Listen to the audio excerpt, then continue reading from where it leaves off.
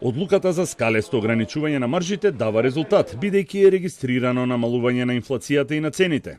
Казните се зголемени и сега вклучуваат и затворање на објектот каде што не се почитува одлуката, а Комисијата за заштита на конкуренција треба да соопшти дали имало картелско здружување или не.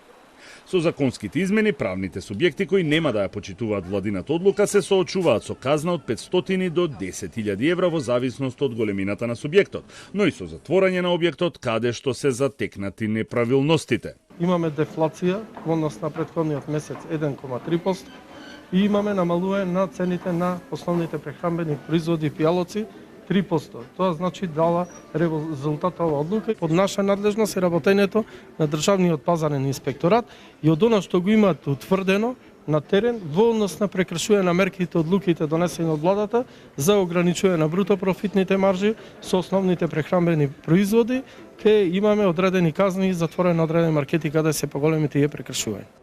Од влада се настав дека одлуките генерално се почитуваат, а тоа го покажале записниците од извршени над 500 контроли од денот кога мерките стапија на сила. За откриени неправилности, 9 правни субјекти добиле клуч на врата.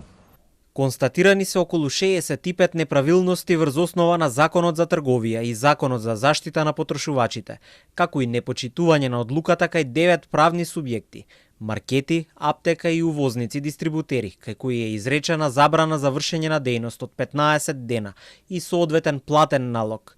Вкупно издадени се прекршочни платни налози во вредност од 3,3 милиони денари. Владината мерка за скалести маржи истекува на крајот на овој месец, а од 15 мај маркетите се должни да ги објавуваат цените на производите на нивната официјална веб страна.